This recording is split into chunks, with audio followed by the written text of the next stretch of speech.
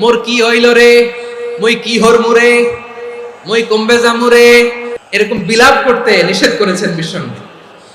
কি করব, কই যাব, কি হবে, হায় হায়, এরকম হাহুতাশ আছে না নাই?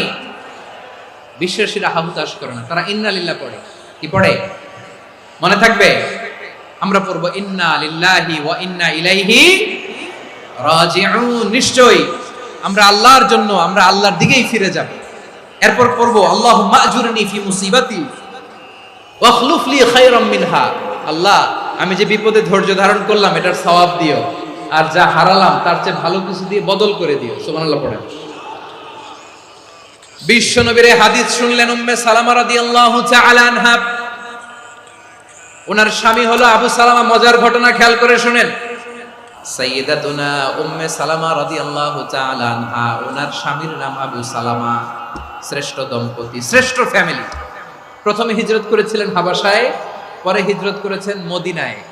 উহুদ যুদ্ধের পরে ওনার স্বামী আবু সালামা ইন্তেকাল করলো, শহীদ হলো। সুবহানাল্লাহ পড়েন।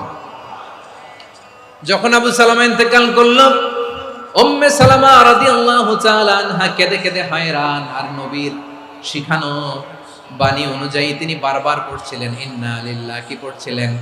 ইন্না লিল্লাহ। যেহেতু বিশ্বনবী বলেছেন কেউ যদি বিপদের প্রথম ধাক্কায় পড়ে ইন্না লিল্লাহি ওয়া ইন্না ইলাইহি রাজিউন, আল্লাহুম্মা আজুরনি ফি মুসিবাতি ওয়া খলুফ লি খায়রাম মিনহা, তাহলে এই বিপদে যে সে যা হারালো তার চেয়ে শ্রেষ্ঠ কিছু দিয়ে আল্লাহ তার বদল দিয়ে দিবে। এই হাদিস শুনে উম্মে সালামা রাদিয়াল্লাহু তাআলা আনহা ওনার প্রাণ প্রিয় স্বামী আবু সালামার ইন্তেকালের পরে চোখের পানি ছাড়ে আর পড়ে ইন্না লিল্লাহি ওয়া ইন্না ইলাইহি রাজিউন, আল্লাহুম্মা আজুরনি ফি মুসিবাতি ওয়া খলুফ লি খায়রাম মিনহা। বারবার এই দোয়া পড়ে চোখের পানি ছাড়ে, এই দোয়া পড়ে চোখের পানি ছাড়ে, আর মনে মনে বলে আবু সালামার মতো ভালো মানুষ মদিনাতে নাই, আবু সালামার চেয়েও ভালো মানুষ মদিনাতে নাই, তার চেয়ে ভালো মানুষ কি করে আল্লাহ তাআলা আমারে দিবে, তার চেয়ে ভালো মানুষ তো আমি মদিনাতে দেখি না।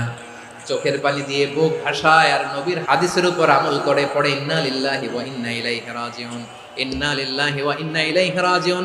পড়তে পড়তে চোখের পানি ছাড়ে আর চিন্তা করে বিশ্বনবী বললেন এই দোয়া পড়লে যেটা হারালাম তার চেয়ে ভালো কিছু দিয়ে আল্লাহ পুরস্কার দেয়।